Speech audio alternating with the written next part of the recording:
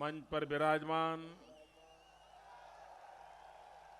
Bharatiya Janata party के राष्ट्रीय अध्यक्ष आदरणीय राजनाथ सिंह जी, प्रदेश भारतीय जनता पार्टी के अध्यक्ष श्रीमान मुरलीधरन जी,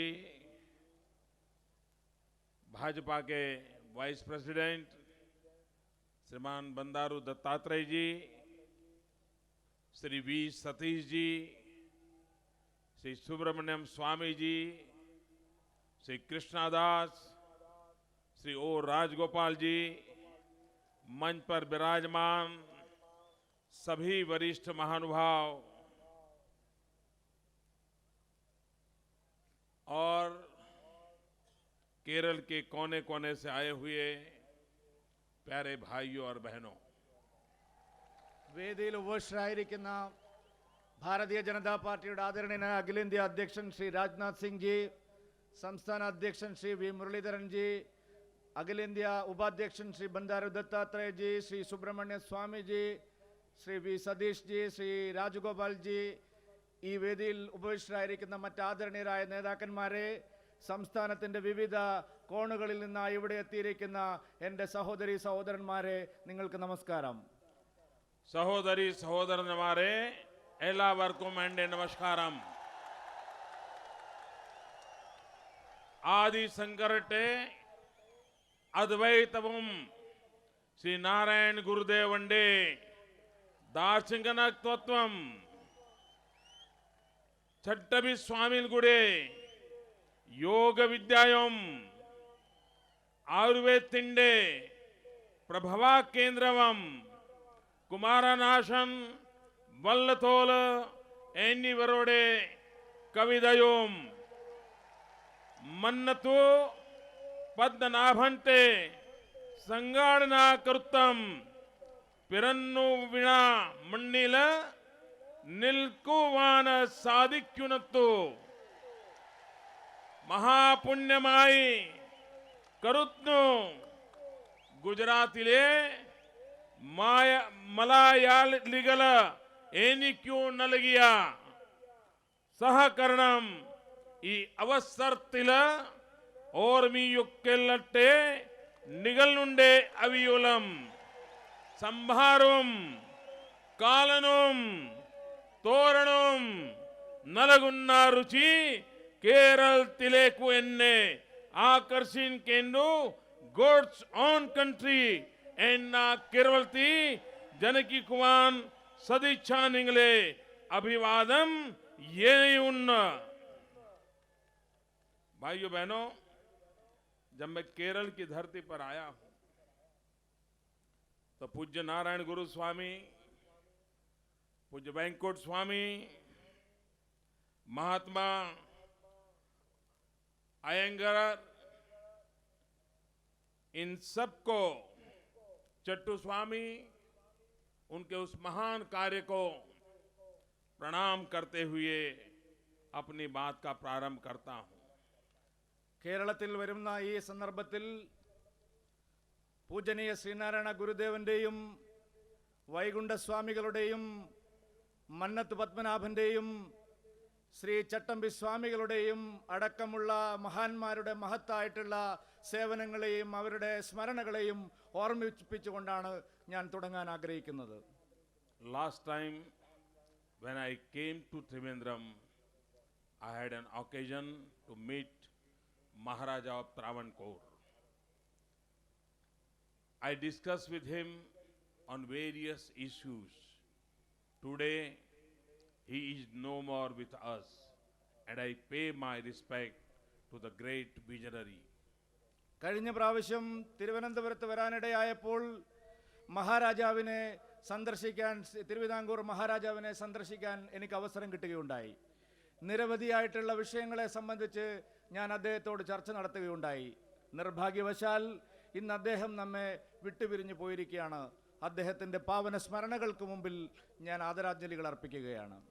He was totally devoted to Lord Padmanabha. He was known as a Padmanabha Dasa. അദ്ദേഹം ശ്രീപത്മനാഭനെ സമ്പൂർണമായിട്ട് വിധേയപ്പെട്ടിരിക്കുന്ന ആളായിരുന്നു. ശ്രീപത്മനാഭദാസൻ എന്നുള്ള നാമധേയത്തിലാണ് അദ്ദേഹം അറിയപ്പെട്ടിരുന്നത്. Royal family of Travancore is perhaps the only royal family which acted as caretaker of tons of gold and jewelry which were in temple custody. ഒരുപക്ഷേ ഇന്ത്യയിലെ മഹാരാജാക്കന്മാരുടെ ചരിത്രത്തിൽ തിരുവിതാംകൂർ മഹാരാജാവിന്റെ സ്ഥാനം ഓർമ്മിക്കപ്പെടുന്നത് ലക്ഷക്കണക്കിന് ഉറുപ്പികയുടെ കിലോ കണക്കിനായിട്ടുള്ള സ്വർണ്ണ ശേഖരം അദ്ദേഹം ക്ഷേത്ര സങ്കേതത്തിൽ സൂക്ഷിച്ചു വെച്ചതിന്റെ പേരിലായിരിക്കും ഇന്ത്യയിൽ അദ്ദേഹം അറിയപ്പെടുന്നത്. Entire wealth was dedicated to God. I do not think there are any other parallel in the entire world. വിശ്വം മുഴുവൻ ഈ ഒരു മഹത് കർമ്മത്തെ സംബന്ധിച്ച് ഈ ഒരു സൽക്കർമ്മത്തെ സംബന്ധിച്ച് ഓർമ്മിക്കുകയാണ്. ഒരുപക്ഷെ ഇതിന് സമാന്തരമായിട്ടുള്ള മറ്റൊരു സംഭവം നമുക്ക് ഓർമ്മിച്ചെടുക്കാൻ ഉണ്ടാവുകയില്ല. In other parts of India, such wealth is looted. Present day rulers must learn a lesson from this great tradition.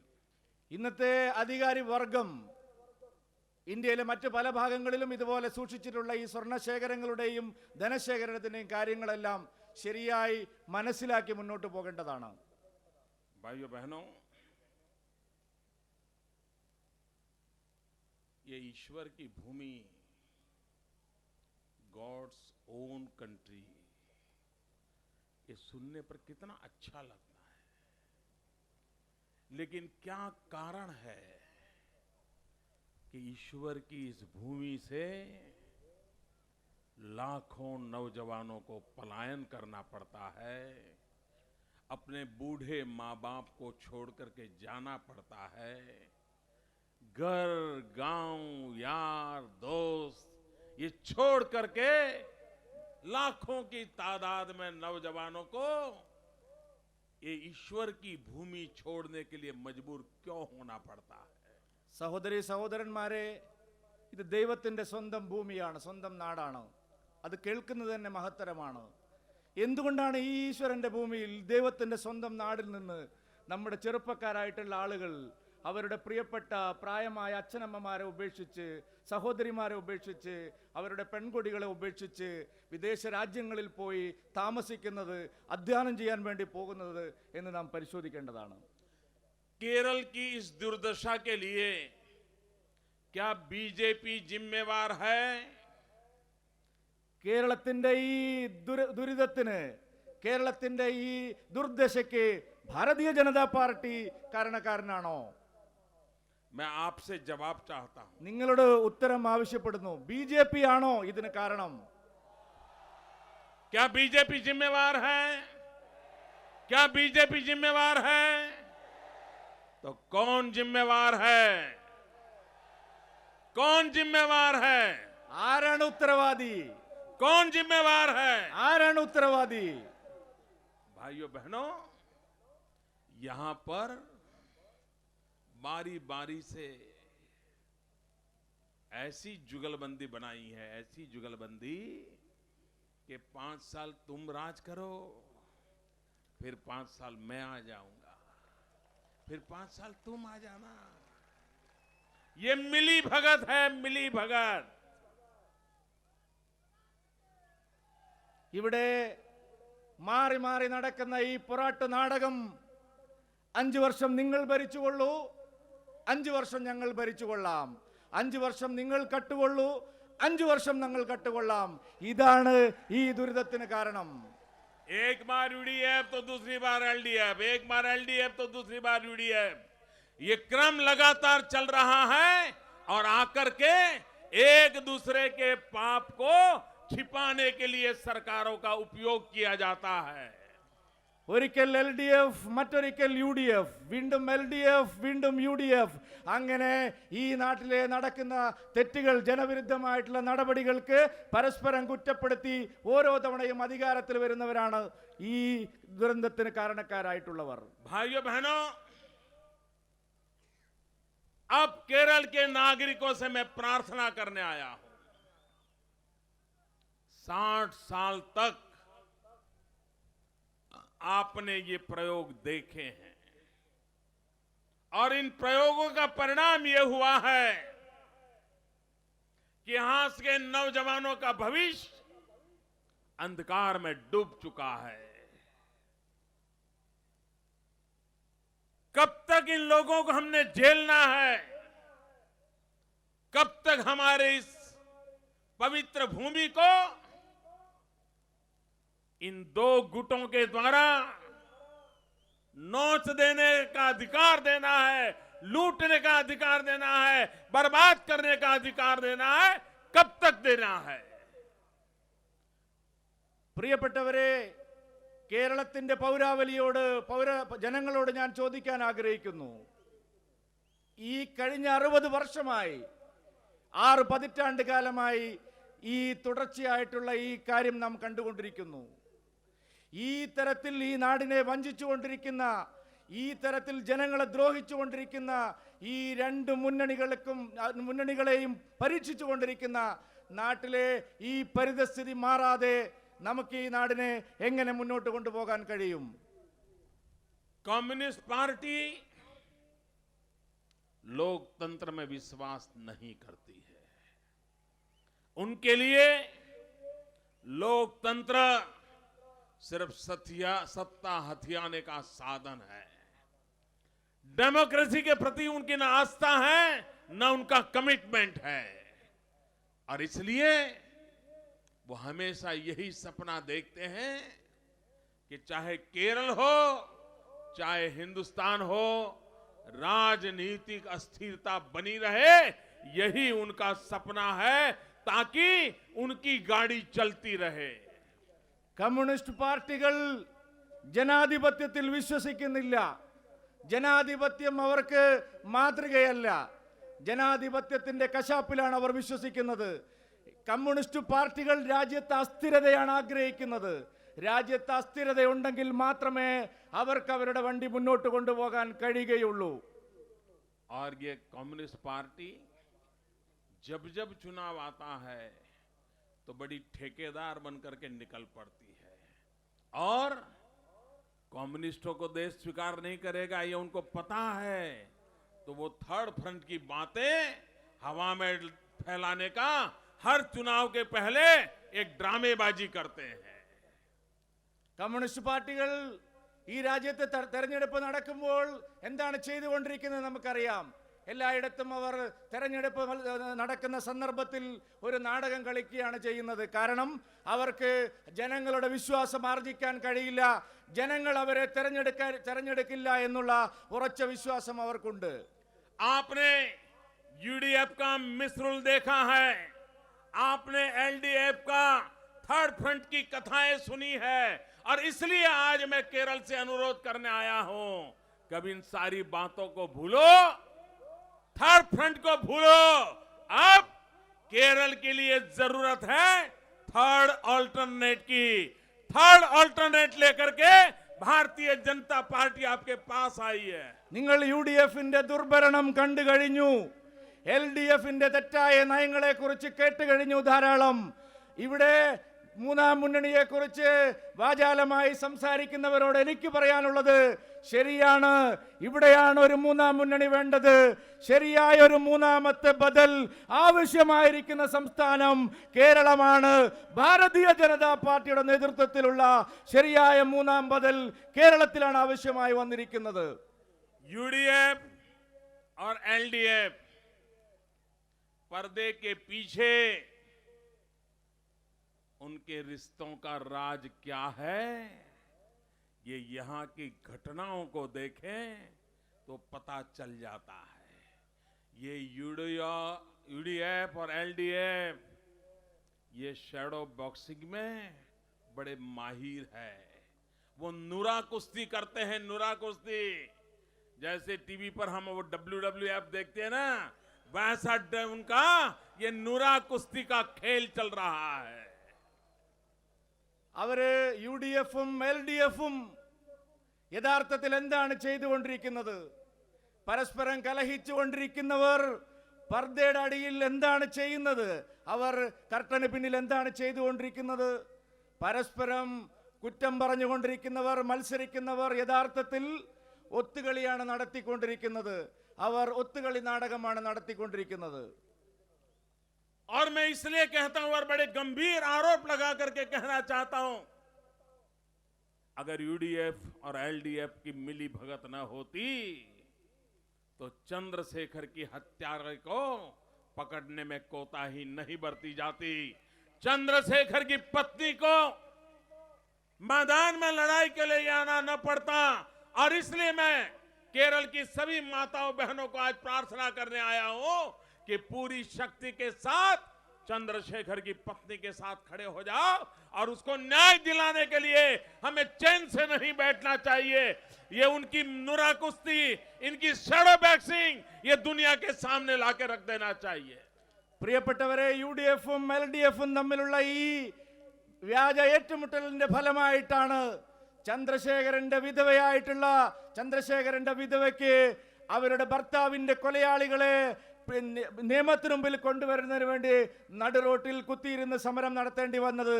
അവരുടെ യഥാർത്ഥത്തിലുള്ള കുറ്റവാളികളെ ശിക്ഷിക്കപ്പെടാൻ കഴിയാതെ പോയത് യുഡിഎഫും എൽഡിഎഫും തമ്മിലുള്ള ഈ ഒത്തുകളിയുടെ ഭാഗമായിട്ടാണ്.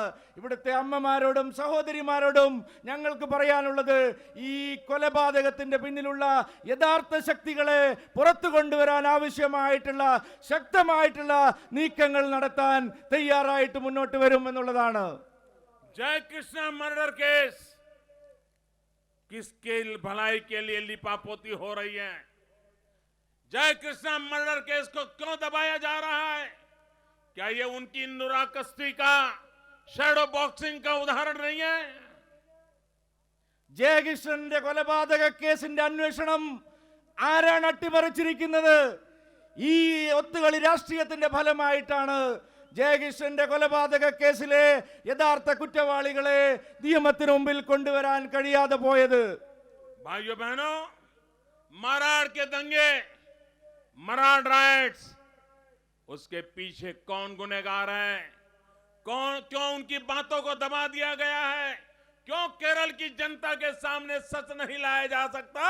इसलिए कि उनकी नुरा कुश्ती चल रही है, उनका शैडो बॉक्सिंग चल रहा है और इसी के कारण सत्य छुपाए गए हैं.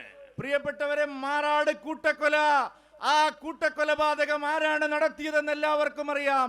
ആ മാറാട് കൂട്ടക്കൊലയുടെ ഉള്ളുകള്ളികൾ പുറത്തു വരാതിരിക്കാൻ ഇവിടെ സാധിച്ചിട്ടുള്ളത് ഈ ഒത്തുകളിയുടെ ഫലമായിട്ടാണ്. ഇവർ രണ്ടുപേരും തമ്മിലുള്ള ധാരണയുടെ അടിസ്ഥാനത്തിലാണ് സത്യം പുറത്തു വരാതെ പോയത്. आए दिन हिंदुस्तान की जनता को गुमराह करने वाले लेफ्टिस्ट, झूठ फैलाने में माहिर लेफ्टिस्ट, अपप्रचार की आंधी चलाने वाले माहिर लेफ्टिस्ट, आप सारी दुनिया को सवाल पूछते हो. आज मैं केरल की धरती पर आपको सवाल पूछना चाहता हूं. ഇന്ന് ഇന്ത്യ മുഴുവൻ സഞ്ചരിക്കുന്ന സമയത്ത് ഇവിടെ നടന്നുകൊണ്ടിരിക്കുന്ന അനാചാരങ്ങൾക്കെതിരായി, ഇവിടെ നടന്നിരിക്കുന്ന തെറ്റായ കാര്യങ്ങൾക്കെതിരായിട്ട് ശക്തമായിട്ടുള്ള ജനവികാരം ഉയർന്നു വരികയാണ്. കേരളത്തിന്റെ മണ്ണിൽ ഞാൻ ചോദിക്കാൻ ആഗ്രഹിക്കുന്നു, ഇത്തരം അനാചാരങ്ങൾക്കും ഇത്തരം തെറ്റായ നടപടികൾക്കും ആരാണ് ഉത്തരവാദി എന്നുള്ള കാര്യം. भाइयों बहनों, क्या ये सच नहीं है कि जब हिंदुस्तान क्विट इंडिया मूवमेंट की लड़ाई लड़ रहा था, तब ये कम्युनिस्ट पार्टी या लेफ्टिस्ट क्विट इंडिया मूवमेंट का विरोध नहीं किया था क्या? പ്രിയപ്പെട്ടവരെ, സഹോദരി സഹോദരന്മാരെ, ഇന്ത്യയിൽ സ്വാതന്ത്ര്യ സമര പ്രസ്ഥാനം ആരംഭിക്കുന്ന സമയത്ത്, ക്വിറ്റ് ഇന്ത്യ പ്രസ്ഥാനം ഇന്ത്യയിൽ മുന്നോട്ട് പോയ സമയത്ത് ഇതേ കമ്മ്യൂണിസ്റ്റ് പാർട്ടിയാണ് ഇന്ത്യക്കെതിരായിട്ടുള്ള നിലപാട്, ക്വിറ്റ് ഇന്ത്യ സമരത്തിനെതിരായിട്ടുള്ള നിലപാട് സ്വീകരിച്ചിട്ടുള്ളത്. भाइयों बहनों, जब इतिहास की उन बातों को जानते हैं, माथा शर्म से झुक जाता है. The only party came forward to give blood to British soldiers, shot Indians. പ്രിയപ്പെട്ടവരെ, ഇവിടെ ഒരേ ഒരു പാർട്ടി മാത്രമാണ് ഇന്ത്യ ഈ സ്വാതന്ത്ര്യ സമരത്തിൽ രക്തം നൽകാൻ തയ്യാറായത് എന്നുള്ള ചരിത്രമാണ് പഠിപ്പിച്ചുകൊണ്ടിരിക്കുന്നത്. They called Mahatma Gandhi as a fraud son of Varda. അവർ പറഞ്ഞു മഹാത്മാഗാന്ധി ഒരു വാർദ്ധയിലെ കപട സന്യാസിയാണ്, കള്ള സന്യാസിയാണെന്ന് മഹാത്മാഗാന്ധിയെ അവർ ആക്ഷേപിച്ചു. यही कम्युनिस्ट पार्टी के नेता लोग हैं for 10 years hosted black flag on independence day after 1947. ഇതേ കമ്മ്യൂണിസ്റ്റ് പാർട്ടിയാണ് 10 വർഷക്കാലം കരിദിനമായി ഇന്ത്യയുടെ സ്വാതന്ത്ര്യ ദിനാഘോഷം ആചരിച്ചത് എന്നുള്ള കാര്യം നാം മറന്നുകൂടാ. यूपीए 1 जब बनी थी तब लेफ्टिस्ट का सहकार लेकर के सरकार चलाने वाली कांग्रेस पार्टी, जरा कान खोल करके सुन लो, यही लेफ्टिस्ट लोग थे जिन्होंने कहा था they called Nehru as a bootlegger of British. പ്രിയപ്പെട്ടവരെ, ഒന്നാം യു പി എ ഗവൺമെന്റിന് ഇടതുപക്ഷത്തിന്റെ പിന്തുണയുണ്ടായിരുന്നു. ഈ തെറ്റുകളെല്ലാം അവർക്ക് ചെയ്യാൻ കഴിഞ്ഞത് ആ ഇടതുപക്ഷത്തിന്റെ പിന്തുണയോടുകൂടിയാണ്. പക്ഷെ അതേ കമ്മ്യൂണിസ്റ്റ് പാർട്ടിയാണ് പണ്ഡിറ്റ് ജവഹർലാൽ നെഹ്റുവിനെ ആക്ഷേപിച്ചവർ.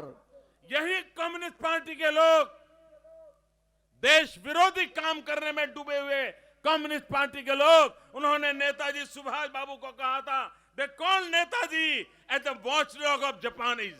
പ്രിയപ്പെട്ടവരെ, ഇതേ കമ്മ്യൂണിസ്റ്റ് പാർട്ടിയാണ് സ്വാതന്ത്ര്യ സമരത്തിലെ വെള്ളി നക്ഷത്രമായ സുഭാഷ് ചന്ദ്രബോസിനെ ജപ്പാൻകാരുടെ ചെരുപ്പ് നക്കി എന്ന് പറഞ്ഞ് ആക്ഷേപിച്ചത്. During 1962 Chinese war, EMS told why fight for this barren land which China and India claims to be. That's when India cannot feed their people. हमारे देश के लोगों को खाना नहीं खिला पा रहे हो, हम चाइना से लड़ने के लिए क्यों जा रहे हो? ये भाषा ये कम्युनिस्ट पार्टी के नेता बोल रहे थे. പ്രിയപ്പെട്ടവർ, 1962 ഇന്ത്യയും ചൈനയും തമ്മിൽ യുദ്ധം നടന്നപ്പോ, ഈ അതിർത്തി തർക്കമുണ്ടായി യുദ്ധം നടന്നപ്പോ ഇതേ എം ശങ്കരൻ നമ്പൂതിരിപ്പാട് കമ്മ്യൂണിസ്റ്റ് പാർട്ടിയുടെ നേതാവാണ് പറഞ്ഞത്, എന്തിനാണ് നാം ഈ തർക്കം കൂടുന്നത്, യുദ്ധം ചെയ്യുന്നത്, ഏതിനാണ് ഇന്ത്യക്കാരൻ്റെതെന്നും ചൈനക്കാരൻ്റെതെന്നും പറയുന്ന സ്ഥലത്തിന് വേണ്ടിയാണ് ഈ യുദ്ധം എന്ന് പറഞ്ഞ് രാജ്യദ്രോഹപരമായ നിലപാടെടുത്ത കമ്മ്യൂണിസ്റ്റ് പാർട്ടിയുടെ ചരിത്രം. केरल में इतनी वर्षा होती है, इतना पानी है, फलद्रुप भूमि है, 50% से ज्यादा भूमि का उपयोग नहीं हो रहा है. ये केरल की भूमि की दुर्दशा हो गई, केरल की एग्रीकल्चर की दुर्दशा हुई. उसका कारण ये है कि यही लेफ्टिस्ट है. They oppose mechanisation of the agriculture which ultimately destroyed the state. Keralam ഇതുപോലെ മഴ പെയ്യുന്ന മറ്റൊരു സംസ്ഥാനമില്ല, ഇത്രയധികം നദികളുള്ള വെള്ളമുള്ള സംസ്ഥാനമില്ല. കൃഷിക്ക് ഉപയുക്തമായിട്ടുള്ള നല്ല മണ്ണാണ്, പക്ഷെ 50%-ലധികം കൃഷിഭൂമി കൃഷി ചെയ്യാൻ സാധിക്കുന്നില്ല. ആരാണ് ഉത്തരവാദി? ഇവിടുത്തെ കമ്മ്യൂണിസ്റ്റ് പാർട്ടികളാണ് ഇതിന്റെ ഉത്തരവാദി. അവർ കാർഷിക രംഗത്ത് യന്ത്രവൽക്കരണം കൊണ്ടുവരാൻ തയ്യാറായില്ല, കാർഷിക രംഗത്ത് പുതിയ മാറ്റങ്ങളെ ഉൾക്കൊള്ളാൻ തയ്യാറായില്ല. അതുകൊണ്ടാണ് ഇവിടെ ഈ പുരോഗതി ഉണ്ടാവാത്തതിന്റെ മൂല കാരണം. भाइयों बहनों, सारी दुनिया जानती है कि इंफॉर्मेशन कम्युनिकेशन टेक्नोलॉजी आईटी ने पूरे विश्व को 40 साल के भीतर बदल दिया है. हजारों साल में दुनिया जितनी तेजी से नहीं बदली थी, उससे अनेक गुना तेजी से इंफॉर्मेशन कम्युनिकेशन टेक्नोलॉजी के कारण सारी दुनिया बदल गई. लेकिन यही केरल की लेफ्टिस्ट गवर्नमेंट थी, यहां के लेफ्टिस्ट लीडर थे, उनको केरल के नौजवानों के भविष्य की चिंता नहीं थी. बदलती हुई दुनिया में हिंदुस्तान कहां खड़ा हो इसकी परवाह नहीं थी.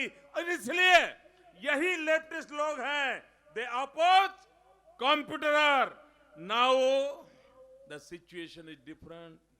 Now AKG centre and Lenin centre are full of computers.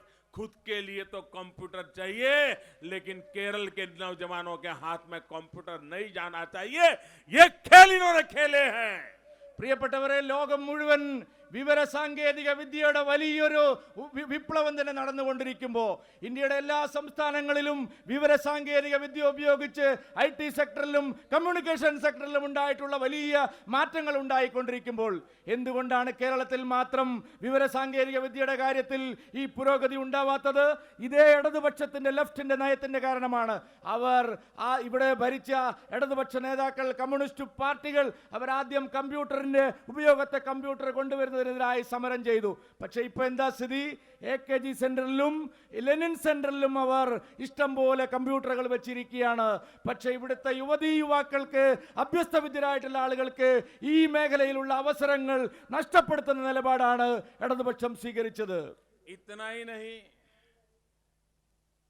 Bharat को पीछे रखने के षड्यंत्र में डूबा हुए लेफ्टिस्ट लोग जब हिंदुस्तान में कम्युनिकेशन रिवॉल्यूशन आ रहा था तो वो कहने से नहीं कतराए कि जिन्होंने एक कम्युनिकेशन रिवॉल्यूशन आया उसको करने वालों को अमेरिकन स्पाई कहने का पाप यही लेफ्टिस्ट लोगों ने किया था.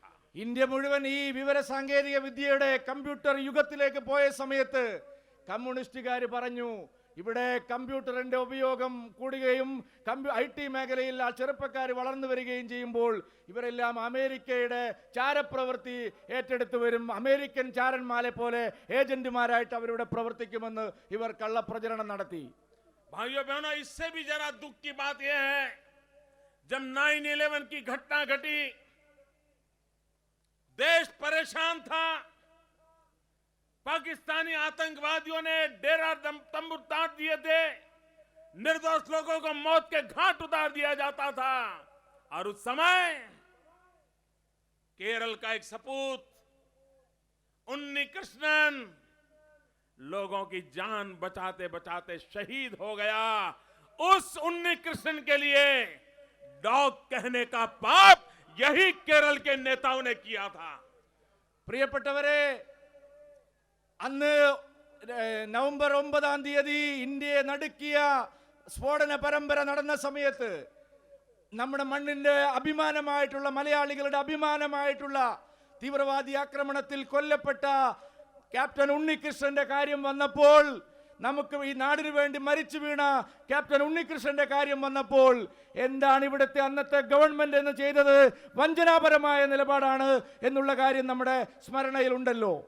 भाइयों बहनों, जिनकी सोच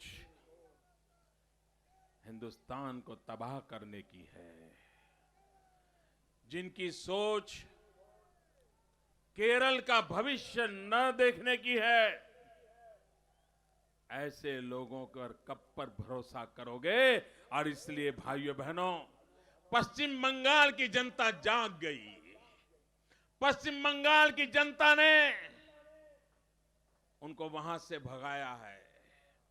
अब समय की मांग है कि केरल हमेशा हमेशा के लिए ऐसी ताकतों को केरल की मिट्टी से मिटा दे. പ്രിയപ്പെട്ടവരുടെ, ഇക്കൂട്ടരുടെ ആഗ്രഹം നമ്മുടെ രാജ്യത്തിന്റെ പുരോഗതിയും വികസനവുമല്ല, കേരളത്തിന്റെ അഭിവൃദ്ധിയും പുരോഗതിയുമല്ല. ഇക്കൂട്ടരുടെ ആഗ്രഹം എന്നുള്ളത് നമുക്കറിയാം. ഇത് പശ്ചിമ ബംഗാളിലെ ജനങ്ങൾ അസലായിട്ട് മനസ്സിലാക്കിയിട്ടുണ്ട്. പശ്ചിമ ബംഗാളിലെ ജനങ്ങൾ കമ്മ്യൂണിസ്റ്റ് പാർട്ടികളെ പുറങ്കാല് കൊണ്ട് ചവിട്ടി ദൂരെ കളഞ്ഞിരിക്കുന്നു. ഇതാ കേരളത്തിലും സമയം സമാഗതമായിരിക്കുന്നു. കമ്മ്യൂണിസ്റ്റ് പാർട്ടികളെ വലിച്ചെറിയാനുള്ള സമയം സമാഗതമായിരിക്കുന്നു. സുഹൃത്തുക്കളെ, भाइयों बहनों, अगर हमें केरल का विकास करना है, अगर हमें हिंदुस्तान का विकास करना है, तो हमारी विकास यात्रा को 3 मजबूत पिलर पर हमें खड़ा करना होगा. हमारी आर्थिक रचना 3 मजबूत पिलर पे खड़ी करनी होगी. 1/3 agriculture, 1/3 manufacturing and 1/3 service sector. इन तीनों को बराबर विकास के दायरे में इस पिलर को मजबूत नहीं करेंगे तो हम भारत की आर्थिक स्थिति को गति नहीं दे सकते हैं. स्पर्धा के युग में हम दुनिया में खड़े नहीं हो सकते हैं. പ്രിയപ്പെട്ടവരെ, നമ്മൾ കേരളത്തിന്റെ വികസനത്തെ കുറിച്ചാണ് ചിന്തിക്കുന്നതെങ്കിലും രാജ്യത്തിന്റെ വികസനത്തെക്കുറിച്ചാണ് ചിന്തിക്കുന്നതെങ്കിലും മൂന്ന് പ്രധാനപ്പെട്ട കാര്യങ്ങളിൽ ഊന്നൽ നൽകേണ്ടതായിട്ടുണ്ട്. മൂന്ന് തൂണുകളിലാണ് വികസനം നിൽക്കുന്നത്. നാം കാർഷിക രംഗത്തെ വികസനത്തെക്കുറിച്ച് ശക്തിപ്പെടുത്തുന്നതിനെക്കുറിച്ച് ആലോചിക്കേണ്ടിയിരിക്കുന്നു. നാം ഉൽപാദന രംഗം ശക്തിപ്പെടുത്തുന്നതിനെക്കുറിച്ച് ആലോചിക്കേണ്ടിയിരിക്കുന്നു. അതുപോലെ തന്നെ നമ്മുടെ സേവന രംഗത്തും പ്രവർത്തനം മെച്ചപ്പെടുത്തുന്നതിനെക്കുറിച്ച് ആലോചിക്കേണ്ടിയിരിക്കുന്നു. ഈ മൂന്ന് കാര്യങ്ങളിൽ ഉണ്ടാകുന്ന വളർച്ചയാണ് യഥാർത്ഥത്തിലുള്ള രാജ്യത്തിന്റെ വികസനമായി മുന്നോട്ട് വരുന്നത്. आप मेरे कहिए किसान भाइयों बहनों, केरल जैसे प्रदेश में उपजाऊ भूमि, फर्टाइल लैंड, 50% लैंड आज बेकार पड़ी है. उसको जोता नहीं जाता, खेत में उत्पादन नहीं होता, किसान जोतने को तैयार नहीं, किसान बर्बाद हो रहा है, किसान आत्महत्या करने के लिए मजबूर हो रहा है. लेकिन केरल की सरकार को, दिल्ली की सरकार को केरल की फर्टाइल लैंड का उपयोग उत्पादन के लिए करने की जरा सी भी परवाह नहीं है. പ്രിയപ്പെട്ടവരെ, നാം കാർഷിക രംഗത്തെക്കുറിച്ച് ചിന്തിക്കുമ്പോൾ കേരളത്തിന്റെ ഏതാണ്ട് പകുതി ശതമാനം കൃഷിഭൂമിയും ഉപയോഗശൂന്യമായി കിടക്കുകയാണ്. അവിടെ നമുക്ക് കാർഷിക വൃത്തിയിൽ ഏർപ്പെടാൻ കഴിയുന്നില്ല, കൃഷി ഇറക്കാൻ കഴിയുന്നില്ല. കേരള ഗവൺമെന്റ് ആയാലും കേന്ദ്രത്തിലെ ഗവൺമെന്റ് ആയാലും ഈ പകുതിയിലധികം വരുന്ന കൃഷിഭൂമിയിൽ കൃഷി ഇറക്കാനും കർഷകരെ സഹായിക്കാനുമുള്ള ഒരു നടപടികളും എടുക്കാൻ തയ്യാറാവുന്നില്ല. इतना ही नहीं, मैन्युफैक्चरिंग के लिए जो इंफ्रास्ट्रक्चर चाहिए, मैं एक उदाहरण देता हूं. सरकार में फर्क क्या होता है? अच्छी सरकार क्या करती है और जनता के लिए जो जवाबदेह नहीं है, अकाउंटेबल नहीं है, जिनको जनता की परवाह नहीं है, वो लोग कैसी सरकार चलाते हैं, मैं एक उदाहरण आपके सामने रखना चाहता हूं. 1998 में गुजरात ने और केरला ने एक साथ एक निर्णय किया था और वो निर्णय था एलएनजी टर्मिनल का. केरल में एलएनजी टर्मिनल लगाना था, गुजरात में एलएनजी टर्मिनल लगाना था. भाइयों बहनों, 98 में दोनों का एक साथ निर्णय हुआ. 2004 में गुजरात में एलएनजी टर्मिनल काम करना शुरू कर दिया.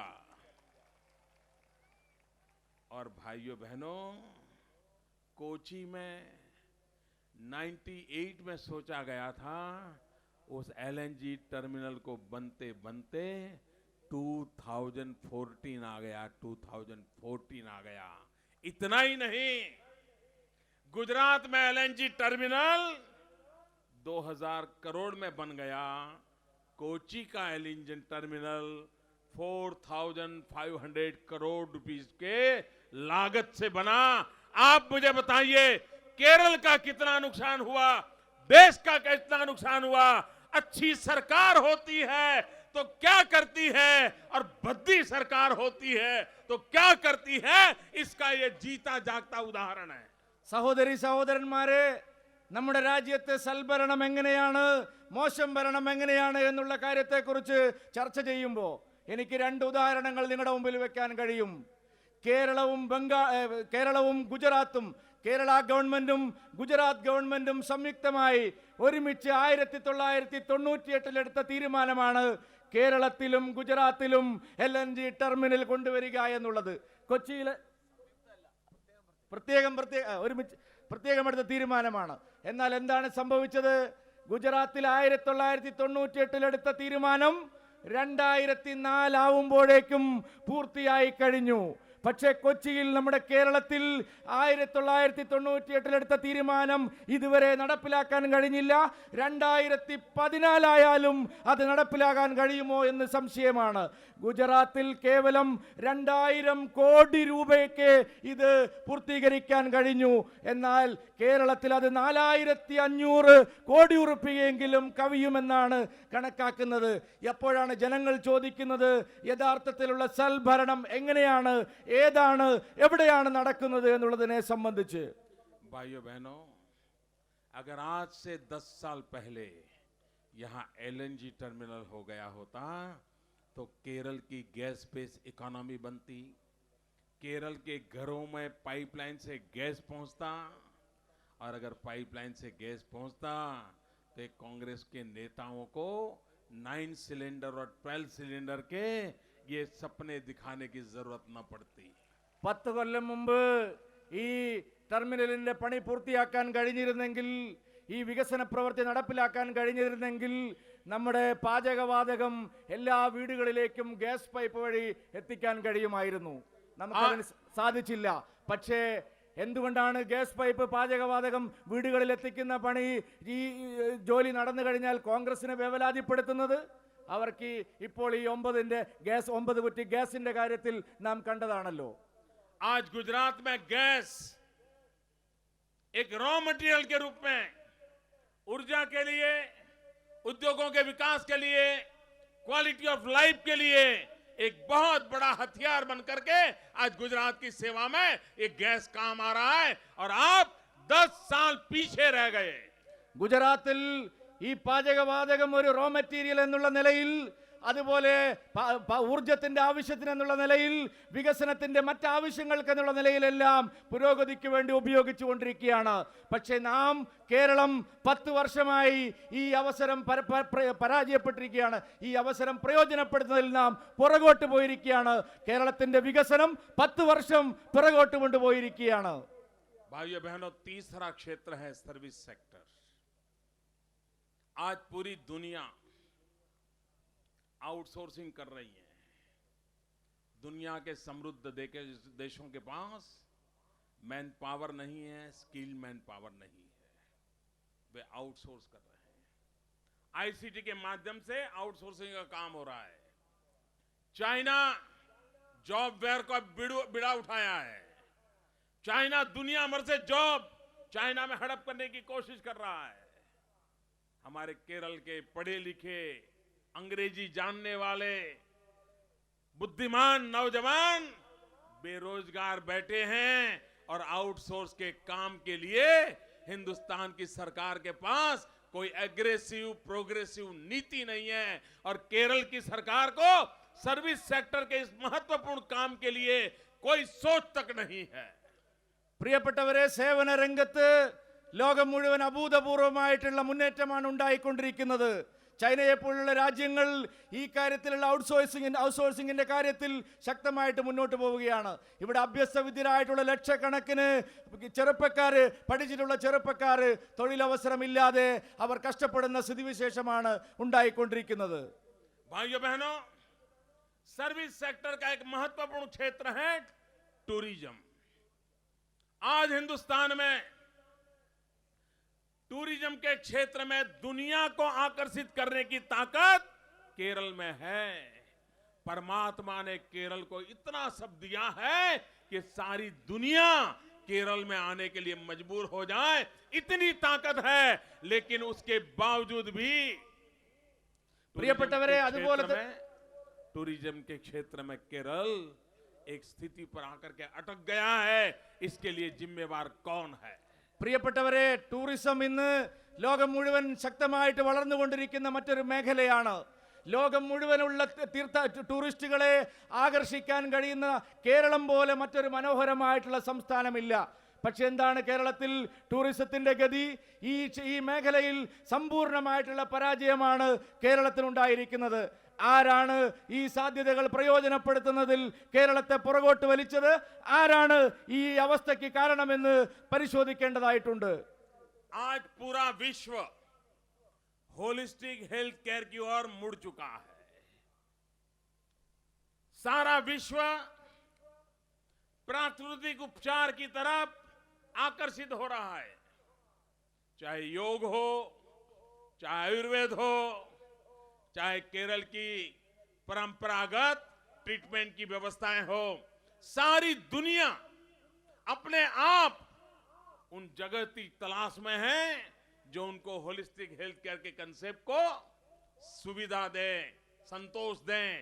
केरल के पास सब कुछ है, लेकिन क्या भारत सरकार, क्या केरल सरकार इस उत्तम अवसर को भुनाने में सफल हुई है?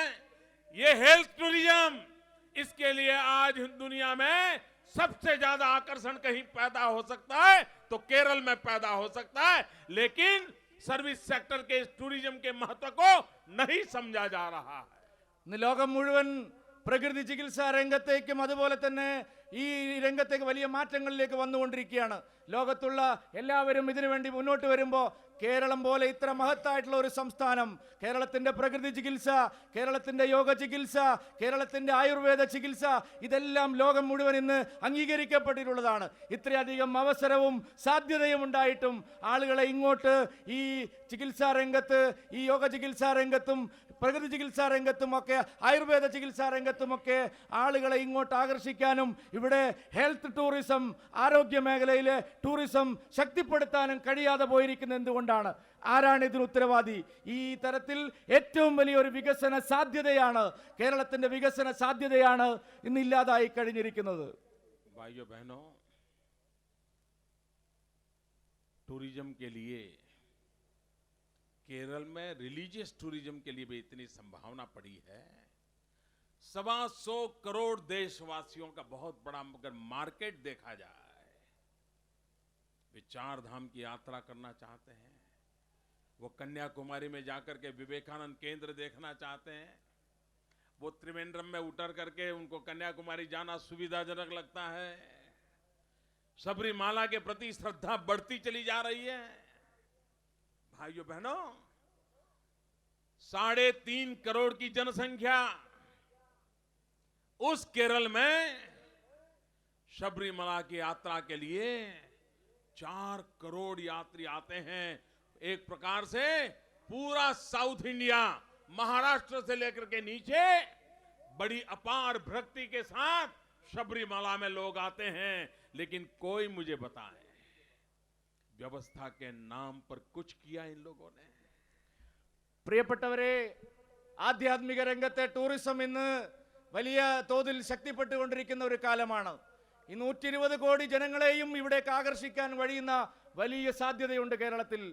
ചതുർധാമങ്ങൾ സന്ദർശിക്കാൻ കഴിയും. ഇവിടെ കന്യാകുമാരിയിൽ പോയി വിവേകാനന്ദ പാറയിൽ ദർശനം നടത്താം, തിരുവനന്തപുരത്ത് വന്ന് ദർശനം നടത്താം. അതുപോലെ തന്നെ പവിത്രമായിട്ടുള്ള ശബരിമലയിൽ എത്ര അധികം ജനങ്ങളാണ് വരുന്നത്? കേരളത്തിന്റെ ജനസംഖ്യ 3.5 കോടിയാണ്. പക്ഷേ ശബരിമലയിൽ ഒരു വർഷം എത്തുന്ന തീർത്ഥാടകർ എത്രയാണ്? 4-4.5 കോടി തീർത്ഥാടകർ ശബരിമലയിൽ എത്തുന്നു. മുഴുവൻ ദക്ഷിണേന്ത്യയിലെയും തീർത്ഥാടകന്മാർ ശബരിമലയിലേക്ക് പ്രവഹിച്ചുകൊണ്ടിരിക്കുകയാണ്. പക്ഷേ ഇവിടുത്തെ ഗവൺമെന്റ് എന്താണ് അവർക്ക് വേണ്ടി ചെയ്തുകൊണ്ടിരിക്കുന്നത്? അവരുടെ സൗകര്യത്തിന് വേണ്ടി, അവിടെ വ്യവസ്ഥകൾ ചെയ്യുന്നതിന് വേണ്ടി എന്ത് നടപടിയാണ് ഇവിടെ ഭരിക്കുന്നവർ ചെയ്തുകൊണ്ടിരിക്കുന്നത്? अटल जी की सरकार में एक मंत्री थे जगमोहन जी, उन्होंने जिस प्रकार से वैष्णो देवी का निर्माण किया, आज पूरे देश के लोगों को वैष्णो देवी की तीर्थ यात्रा में सुविधा महसूस होती है, तिरुपति में सुविधा महसूस होती है। ऐसा कौन सा कारण है, आपकी ऐसी कौन सी राजनीतिक विचारधारा है जो हिंदुस्तान के कोटि कोटि लोगों की आस्थाओं को कुचलने का काम करती है और सबरीमाला को अपमानित करती है, वहां आने वाले लोगों को मजबूरी की जिंदगी जीने के लिए परेशान करती है? ऐसी विचारधारा किस काम की है?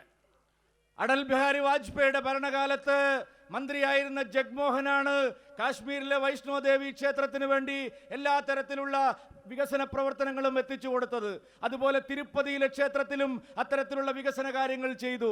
ഈ നാട്ടിലെ ജനങ്ങളുടെ, ഈ നാട്ടിലെ തീർത്ഥാടകരുടെ ക്ഷേമകാര്യങ്ങൾക്ക് വേണ്ടി അത്തരം കാര്യങ്ങൾ ചെയ്തു കൊടുക്കാൻ കഴിയുന്ന ഒരു നിലപാട്, ഒരു സന്ദേശം കൊടുക്കാൻ കഴിഞ്ഞത് ആ ഗവൺമെന്റിന് മാത്രമാണ്. ഈ ശബരിമലയുടെ കാര്യത്തിൽ അത്തരം ഒരു നിലപാടെടുക്കാൻ എന്തുകൊണ്ട് നമ്മുടെ ഭരണകൂടങ്ങൾക്ക് കഴിയുന്നില്ല? मैं कभी कभी हैरान हूं कि भारत सरकार जो टूरिज्म को प्रमोशन करना चाहती है, सारी दुनिया में टूरिज्म का $3 ट्रिलियन का बिजनेस, इतना बड़ा ह्यूज बिजनेस की संभावनाएं पड़ी, पूरे विश्व में सबसे तेजी से बढ़ रहा यह विश्व व्यवसाय है।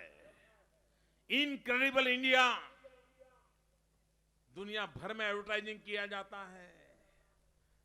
मैं आज पूछ रहा था कि इनक्रेडिबल इंडिया की एडवर्टाइजमेंट कहीं शबरीमाला की एडवर्टाइजमेंट देखी है क्या भाई? शबरीमाला की एडवर्टाइजमेंट आती है क्या? പ്രിയപ്പെട്ടവരെ, കോടിക്കണക്കിന് രൂപയുടെ പരസ്യം ചെലവഴിച്ചുകൊണ്ട് ടൂറിസം വികസനത്തിന് വേണ്ടിയിട്ടുള്ള പദ്ധതികൾ കേന്ദ്ര ഗവൺമെന്റ് നടപ്പിലാക്കുന്നുണ്ട്. ഇൻക്രെഡിബിൾ ഇന്ത്യ എന്നുള്ള പേരിലുള്ള വലിയ ഒരു പരസ്യ സങ്കേതം ഇവിടെ നടക്കുന്നുണ്ട്. എവിടെയെങ്കിലും ആ പരസ്യത്തിൽ ശബരിമലയുടെ നാമധേയം നിങ്ങൾ കേട്ടിട്ടുണ്ടോ എന്നാണ് ചോദിക്കുന്നത്. എവിടെയെങ്കിലും ശബരിമലയുടെ പേര് നിങ്ങൾ കേട്ടിട്ടുണ്ടോ? आती है क्या भाई, एडवर्टाइजमेंट आती है क्या? കേട്ടിട്ടുണ്ടോ നിങ്ങൾ ശബരിമലയുടെ പേര്? आती है एडवर्टाइजमेंट, आती है एडवर्टाइजमेंट. പരസ്യത്തിൽ വന്നിട്ടുണ്ടോ? एक तरफ तो टूरिज्म को बढ़ावा देने की बातें होती है, लेकिन दूसरी तरफ जिस शबरीमला में 3.5 करोड़ जनसंख्या वाले केरल में 4 करोड़ लोग आते हैं, न उसका प्रचार प्रसार होता है, न वहां व्यवस्थाएं विकसित होती हैं. भाइयों बहनों, अकेला शबरीमाला केरल की पूरी इकोनॉमी को बदल सकता है. ഒരു വശത്ത് ടൂറിസത്തെ കുറിച്ച് സംസാരിച്ചു കൊണ്ടിരിക്കുന്നു, എന്നാൽ മറുവശത്ത് എന്താണ് ചെയ്തുകൊണ്ടിരിക്കുന്നത്? ഒരിക്കൽ പോലും ശബരിമലയെ കുറിച്ച് സംസാരിക്കുന്നില്ല. 3.5 കോടി മലയാളി ജനങ്ങളുള്ള നാട്ടിൽ 4.5 കോടി തീർത്ഥാടകർ വരുന്ന ഈ ശബരിമലയിൽ ഒരു വ്യവസ്ഥയും ചെയ്യുന്നില്ല. പരസ്യത്തിൽ പോലും അതിനെ ഉൾപ്പെടുത്താൻ കഴിയുന്നില്ല. ഉറപ്പിച്ച് പറയാൻ കഴിയും, ഒറ്റ ശബരിമല ഒന്നുകൊണ്ട് മാത്രം കേരളത്തിന്റെ സമ്പദ്ഘടനയും കേരളത്തിന്റെ വികസനവും കേരളത്തിന്റെ പുരോഗതിയും ശക്തിപ്പെടുത്താൻ കഴിയും എന്നുള്ള കാര്യത്തിൽ സംശയമില്ല. भाइयों बहनों, आज से 25-30 साल पहले जरा कोई मक्का की कल्पना करो. एक छोटा सा स्थान था, व्यवस्थाएं नहीं थी, यात्री आते थे जाते थे, लोग जानते भी नहीं थे. लेकिन पिछले 30 साल में मक्का में श्रद्धा रखने वालों ने मक्का का ऐसा डेवलपमेंट किया है, आधुनिक शहर के रूप में अगल बगल में व्यवस्थाएं खड़ी कर दी हैं, और आज दुनिया से करोड़ों करोड़ों लोग मक्का पहुंचते हैं और अरबों खरबों डॉलर मक्का की धरती पर खर्च किया जाता है. क्या हिंदुस्तान में चाहे बद्रीनाथ हो, केदारनाथ हो, चाहे शबरीमाला हो, चाहे कन्याकुमारी हो, चाहे रामेश्वरम हो, पूरे विश्व के टूरिज्म को आकर्षित करने के लिए एक नई दृष्टि के साथ हमारी शक्ति का पहचान करने का काम क्यों नहीं किया जा सकता? പ്രിയപ്പെട്ടവരെ, 25-30 കൊല്ലം മുമ്പ് പരിശുദ്ധ മക്ക എന്ന് പറയുന്നത് ഇതുപോലെയുള്ള ഒരു സ്ഥലമായിരുന്നില്ല. ഇത്തരത്തിലുള്ള സൗകര്യങ്ങളൊന്നും പരിശുദ്ധ മക്കയിൽ ഉണ്ടായിരുന്നില്ല. ആളുകൾക്ക് വരാനും പോവാനുമുള്ള അധികം സൗകര്യങ്ങൾ ഉണ്ടായിരുന്നില്ല. പക്ഷേ 10-30 കൊല്ലത്തിന് ശേഷമുള്ള മക്ക എന്താണ്? അവിടെ എല്ലാ തരത്തിലുള്ള വികസന പ്രവർത്തനങ്ങളും എല്ലാ തരത്തിലുള്ള സൗകര്യങ്ങളും ചെയ്തു കൊടുത്തു. ഇന്ന് കോടാനുകോടി ജനങ്ങളാണ് മക്കയിൽ ഹജ്ജ് കർമ്മത്തിന് വേണ്ടി പോകുന്നത്. കോടിക്കണക്കിന് ഡോളറാണ് അവർ സമ്പാദിച്ചു കൊണ്ടിരിക്കുന്നത്. ഇവിടെ പ്രസിദ്ധമായിട്ടുള്ള കേദാർനാഥില്ലേ, പ്രസിദ്ധമായിട്ടുള്ള ബദരീനാഥില്ലേ, പ്രസിദ്ധമായിട്ടുള്ള ശബരിമലയില്ലേ, ഈ ക്ഷേത്ര സങ്കേതങ്ങളെയെല്ലാം വികസനത്തിന്റെ മാതൃകയിൽ പ്രയോജനപ്പെടുത്തി മുന്നോട്ട് കൊണ്ടുപോകാൻ ഇച്ഛാശക്തിയോടുകൂടിയുള്ള ഒരു നേതൃത്വം എന്തുകൊണ്ട് ഇവർക്ക് ചെയ്യാൻ കഴിയുന്നില്ല? भाइयों बहनों, मैं गंभीर विषय की भी चर्चा करना चाहता हूं और मेरे दिल में बड़ा दर्द है, इसलिए मैं कहना चाहता हूं. मुझे बहुत चिंता भी है. भाइयों बहनों, कोई मुझे कहे कि घर में बेटा अगर गलत रास्ते पर चला जाता है, गलत साथियों को खोज लेता है, तो उसके माँ बाप चिंतित होते हैं कि नहीं होते हैं? उसके माँ बाप उस रास्ते से उसको वापस लाने की कोशिश करते हैं कि नहीं करते हैं? उसको बर्बादी के रास्ते से बचाने का प्रयास करते हैं कि नहीं करते हैं? कोई माँ बाप ऐसा नहीं होगा जो अपना बेटा, अपनी बेटी ऐसे किसी रास्ते पर चले जाए तो उसको वापस लाने की कोशिश न करते हो. ऐसे कोई माँ बाप नहीं होते हैं.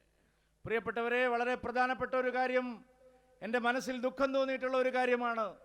നമ്മുടെ വീടുകളിലെല്ലാം നമ്മുടെ മക്കള് തെറ്റായ വഴിയിലൂടെ സഞ്ചരിച്ചാൽ, അവർ അബദ്ധസഞ്ചാരം നടത്തിയാൽ, ഏതെങ്കിലും അച്ഛനോ അമ്മയോ അവരെ അതിൽ നിന്ന് പിന്തിരിപ്പിക്കാതിരിക്കാൻ ശ്രമിക്കുകയോ, സ്വന്തം മകനോ മകളോ തെറ്റായ കാര്യങ്ങൾ ചെയ്യുമ്പോഴോ തെറ്റായ വഴിയിൽ സഞ്ചരിക്കുമ്പോഴോ അബദ്ധസഞ്ചാരം നടത്തുമ്പോഴോ ഏതെങ്കിലും ഒരു അച്ഛനോ അമ്മയോ ഒരു മാതാപിതാവോ അവരെ ശരിയായ വഴിയിലേക്ക് തിരിച്ചു കൊണ്ടുവരാതിരിക്കാൻ ശ്രമിക്കുമോ?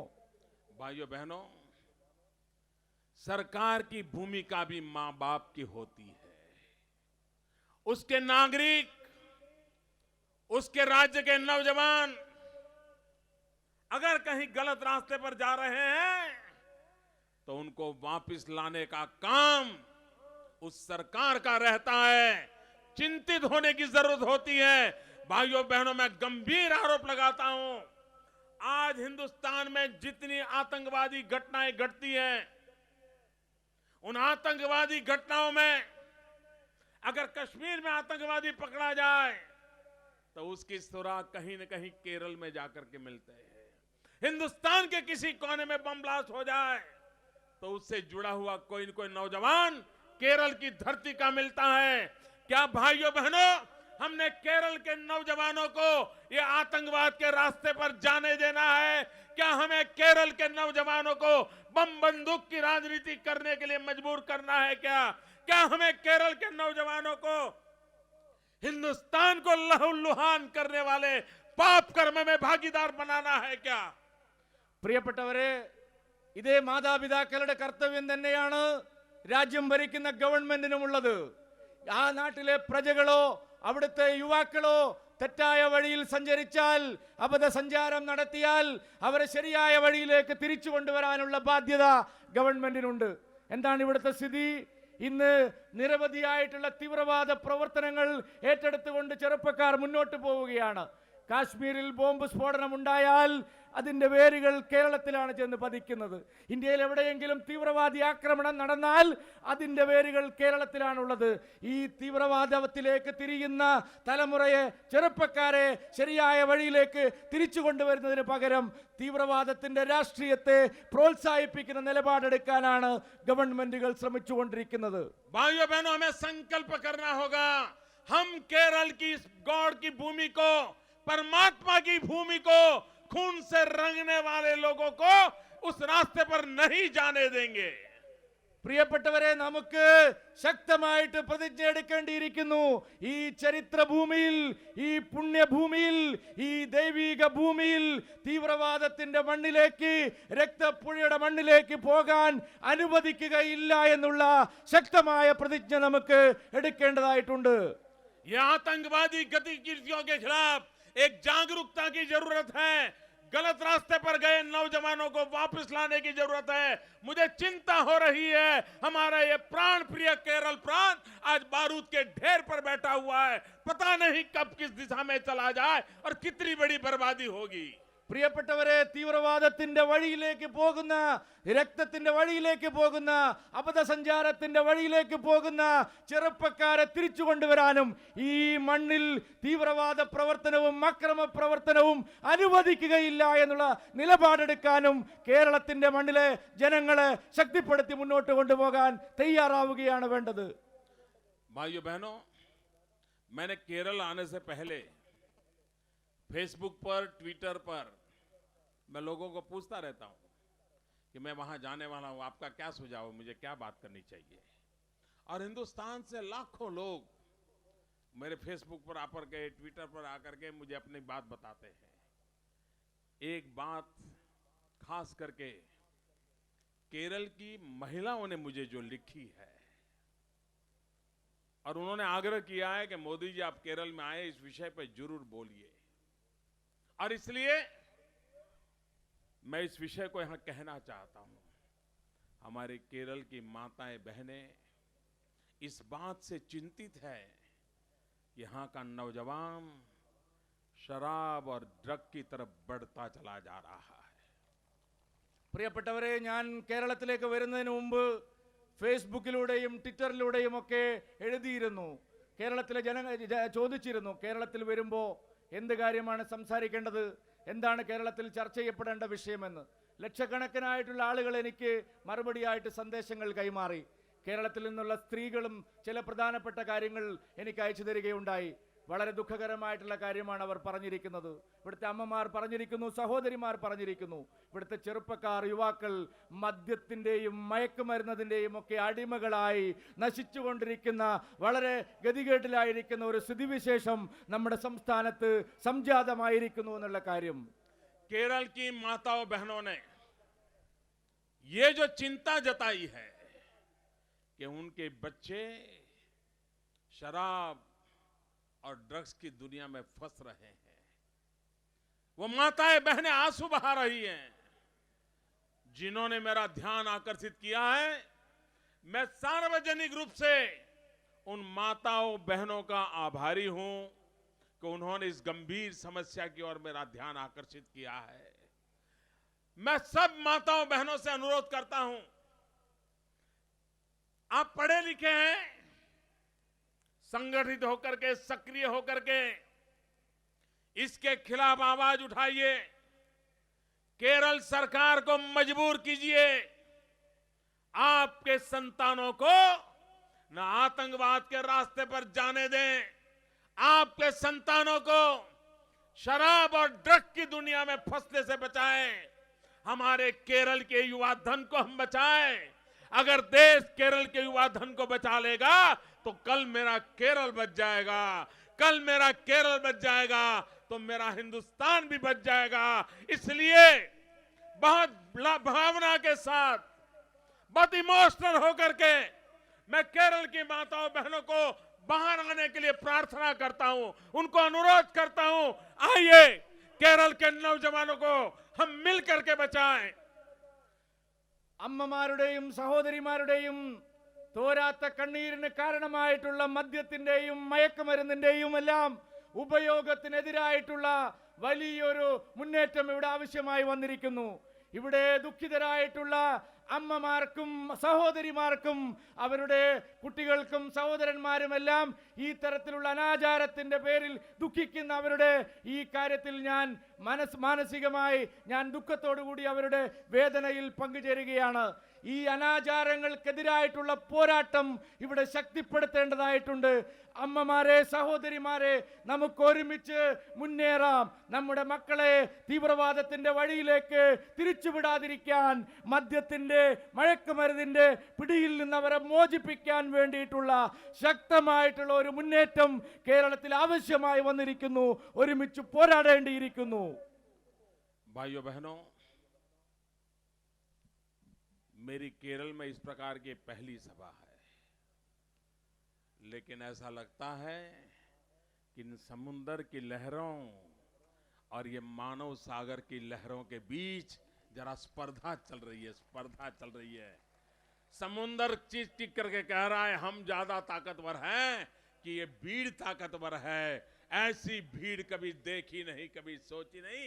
मैं केरल की भारतीय जनता पार्टी को, मैं केरल के नागरिकों को उनकी इस जागरूकता के लिए बहुत बहुत बधाई देता हूं, बहुत बहुत अभिनंदन करता हूं। പ്രിയപ്പെട്ടവരെ, കേരളത്തിൽ ഇതുപോലെ ഒരു വലിയ ജനസഭ ഇതിനു മുമ്പ് ഒരിക്കലും കണ്ടിട്ടില്ല. ഇവിടെ സാഗരം ഇവിടെ സാക്ഷിയാണ്. സമുദ്രത്തിലെ തിരമാലകളും ഈ മനുഷ്യ മഹാസാഗരവും തമ്മിൽ യഥാർത്ഥത്തിൽ മത്സരിക്കുകയാണ്. സമുദ്രത്തിലെ തിരമാലകളാണോ ഈ മനുഷ്യ മഹാസാഗരത്തിന്റെ കരുത്താണോ വലുതെന്നുള്ള മത്സരം?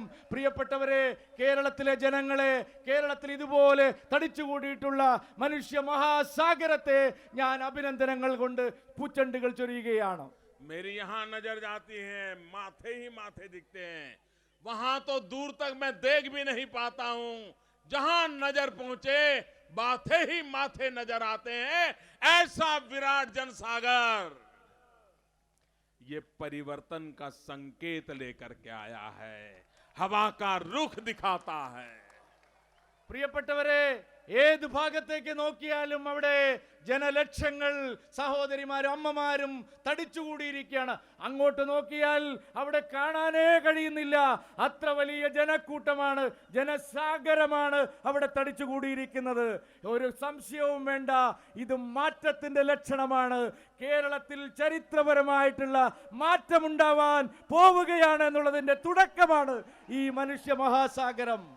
भाइयों बहनों, केरल में कभी यूडीएफ, कभी एलडीएफ हो चुका, बहुत हो चुका।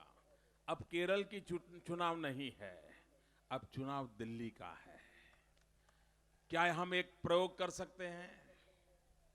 हम केरल के लोग सोचे, आप बुद्धिमान लोग हैं, पढ़े लिखे लोग हैं, सोचिए, केरल में जो सरकार है चलती है, चलने दो, लेकिन दिल्ली में आप एक थर्ड ऑल्टरनेट पर सोचिए।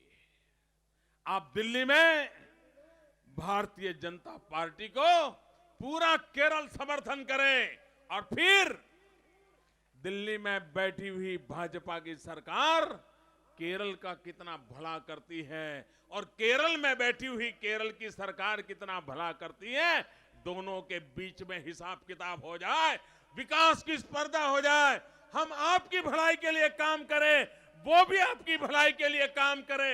मैं दावे से कहता हूं, जो काम पिछले 60 साल में उन्होंने नहीं किया, वो काम मैं 60 महीने में करके दूंगा। പ്രിയപ്പെട്ടവരെ, കേരളത്തിൽ ഒരിക്കൽ LDF ഒരിക്കൽ UDF എത്ര തവണ ഇങ്ങനെയായി? ഇത് കേരളത്തിലേക്കുള്ള തെരഞ്ഞെടുപ്പല്ല, കേന്ദ്രത്തിലേക്കുള്ള തെരഞ്ഞെടുപ്പാണ്. ഇവിടെ മൂന്നാം ശക്തിയെ കുറിച്ച് പറയുന്ന ആളുകൾ ഒരു കാര്യം മനസ്സിലാക്കണം, ഇത് കേരളത്തിലേക്കുള്ള ഇലക്ഷൻ അല്ല. നിങ്ങൾ കേന്ദ്രത്തിൽ കേരളം മുഴുവനായി ഭാരതീയ ജനതാ പാർട്ടിയുടെ ഗവൺമെന്റിനെ, സർക്കാരിനെ പിന്തുണയ്ക്കണം. അങ്ങനെ ഒരു ഗവൺമെന്റ് അധികാരത്തിൽ വന്നു കഴിഞ്ഞാൽ എന്തായിരിക്കും സംഭവിക്കാൻ പോകുന്നത്, വികസനത്തിന്റെ കാര്യത്തിൽ എന്തായിരിക്കും സംഭവിക്കാൻ പോകുന്നതെന്ന് ഞാൻ പറയാൻ ആഗ്രഹിക്കുന്നു, അഭിമാനപൂർവ്വം പറയാൻ ആഗ്രഹിക്കുന്നു. അങ്ങനെ ഒരു അവസരം വന്നാൽ കേരളം ഇതുവരെ നിങ്ങൾക്ക് ലഭിച്ചിട്ടില്ലാത്തത്, ഇത്രയും വർഷക്കാലം കേരളത്തിന് കഴിയാത്തത് കേവലം 60 മാസം കൊണ്ട് കേരളത്തിലെ ജനങ്ങൾക്ക് സമ്മാനിക്കാൻ കഴിയുമെന്ന് ഉറപ്പിച്ചു പറയാൻ കഴിയും. भाइयों बहनों, मैं पूरे हिंदुस्तान का दौरा कर रहा हूं।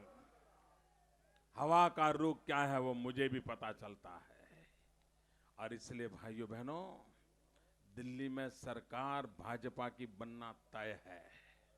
ये हमने नहीं, देश की जनता ने फैसला कर लिया है। सवाल 100 दिन का है। 100 दिन के बाद दिल्ली का तख्त पलट जाएगा। लेकिन भाइयों बहनों, दिल्ली तो बदल जाएगा, सरकार बदल जाएगी, भाजपा की सरकार आएगी, लेकिन वो सरकार केरल को भी लगना चाहिए कि दिल्ली की सरकार केरल ने बनाई है। ये मौका जाने मत दीजिए। പ്രിയപ്പെട്ടവരെ, ഞാൻ ഇന്ത്യയിലെ എല്ലാ ഭാഗങ്ങളിലും യാത്ര ചെയ്തുകൊണ്ടിരിക്കുകയാണ്. ജനവികാരത്തിന്റെ തരംഗം എനിക്ക് വ്യക്തമായി മനസ്സിലാവുന്നുണ്ട്. ഒരു കാര്യം ഉറപ്പാണ്, ഈ പ്രാവശ്യം ഗവൺമെന്റ് ഉണ്ടാക്കാൻ പോകുന്നത് ഭാരതീയ ജനതാ പാർട്ടിയാണെന്നുള്ള കാര്യത്തിൽ സംശയം നിങ്ങൾക്ക് വേണ്ട. ഇത് BJPയുടെ തീരുമാനമല്ല, ജനങ്ങൾ തീരുമാനിച്ചുറച്ചു കഴിഞ്ഞിരിക്കുന്നു. കേവലം 100 ദിവസത്തിന്റെ പ്രശ്നം മാത്രമേ ബാക്കിയുള്ളൂ. 100 ദിവസം കഴിയുമ്പോൾ നമ്മുടെ സർക്കാർ ഗവൺമെന്റ് അധികാരത്തിൽ വരും. നമ്മുടെ ഗവൺമെന്റ് ദില്ലിയിൽ അധികാരത്തിൽ വരുമ്പോൾ അതിൽ കേരളം ഉണ്ടാകണം. കേരളത്തിന്റെ ഗവൺമെന്റ് ആയിട്ട് അത് മാറണം. കേരളത്തിലെ ജനങ്ങളുടെ ഗവൺമെന്റ് ആയിട്ട് അത് മാറാൻ നിങ്ങൾ മുന്നോട്ട് വരണം. भाइयों बहनों, मैं सवाल पूछूं, जवाब देंगे? ചോദ്യം ചോദിക്കൂ, ഉത്തരം തരണം. हाथ दोनों ऊपर करके जवाब देंगे? 2 കൈയും ഉയർത്തിപ്പിടിച്ച് ഉത്തരം തരില്ലേ? दिल्ली में सरकार भाजपा की बननी चाहिए। दिल्ली में सरकार भाजपा की बननी चाहिए। क्या केरल के बिना बननी चाहिए? केरल के बिना बननी चाहिए तो केरल उसमें होना चाहिए। दिल्ली की सरकार केरल ने बनानी चाहिए। भाइयों बहनों, दिल्ली की सरकार बनानी है, लेकिन केरल दिल्ली की सरकार बनाए, ये सपना लेकर के मैं आज आपके पास आया हूं। കേന്ദ്രത്തിൽ BJP ഗവൺമെന്റ് വരണമെന്നുള്ള കാര്യം നിങ്ങൾക്ക് ഉറപ്പാണല്ലോ. ദില്ലിയിൽ BJP ഗവൺമെന്റ് വരേണ്ടതാണല്ലോ. ദില്ലിയിൽ വരുന്ന BJP ഗവൺമെന്റിൽ കേരളം ഇല്ലാതെയാണോ ഗവൺമെന്റ് ഉണ്ടാവേണ്ടത്? കേരളത്തിന്റെ പ്രാതിനിധ്യം ദില്ലിയിലെ ഗവൺമെന്റിൽ ഉണ്ടാവേണ്ടതല്ലേ? കേരളത്തിന്റെ ഗവൺമെന്റ് ദില്ലിയിൽ വരേണ്ടതല്ലേ? കേരളം ആഗ്രഹിക്കുന്ന ഗവൺമെന്റ്, കേരളത്തിന്റെ വികാരം മനസ്സിലാക്കുന്ന ഗവൺമെന്റ് ദില്ലിയിൽ വരേണ്ടതായിട്ടുണ്ട്. भाइयों बहनों, आज केरल ने मुझे भरपूर प्यार दिया है। आज दोपहर को मैं कोचीन में था, अभी तिरुवनंतपुर में हूं। केरल का प्यार, आप लोगों का उत्साह मैं देख रहा हूं। भाइयों, इस बार दिल्ली की सरकार केरल बनाएगा। പ്രിയപ്പെട്ടവരെ, കേരളം എനിക്കിന്ന് ഹൃദയസ്പർശിയായിട്ടുള്ള സ്നേഹമാണ് നൽകിയത്. രാവിലെ കൊച്ചിയിലും ഇപ്പോൾ തിരുവനന്തപുരത്തും വന്നപ്പോൾ നിങ്ങൾ നൽകിയ സ്നേഹവും അതിലേറെ നിങ്ങൾ കൽപ്പിച്ചിട്ടുള്ള ഈ ആത്മവിശ്വാസവും എനിക്ക് ഒരു കാര്യം ഉറപ്പിച്ച് പറയാൻ കഴിയും, ദില്ലിയിൽ BJP ഗവൺമെന്റ് ഉണ്ടാക്കുക തന്നെ ചെയ്യും. ആ ഗവൺമെന്റ് കേരളത്തിന്റെ ഗവൺമെന്റായി മാറാനുള്ള മുന്നേറ്റമാണ് ഉണ്ടാവുന്നത്. भाइयों बहनों, आपने मुझे प्यार दिया है, सम्मान दिया है, आपने उत्साह और उमंग दिया है. मैं आपको वादा करता हूं, मैं केरल का विकास करके ब्याज समेत इस प्यार को लौटाऊंगा.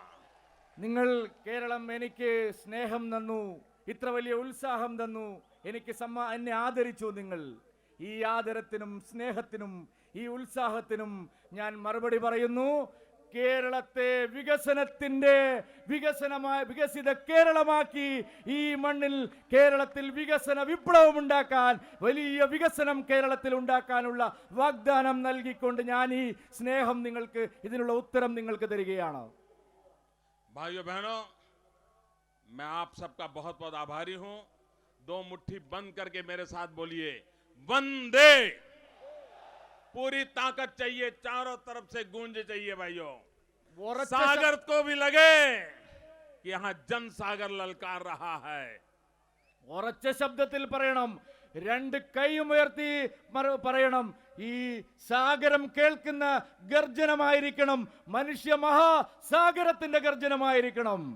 വന്ദേ വന്ദേ വന്ദേ വന്ദേ വന്ദേ വന്ദേ വന്ദേ വന്ദേ വന്ദേ വന്ദേ.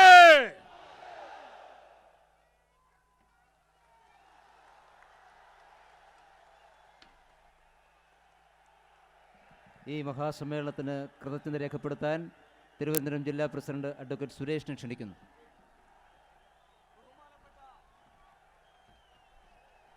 ബഹുമാനപ്പെട്ട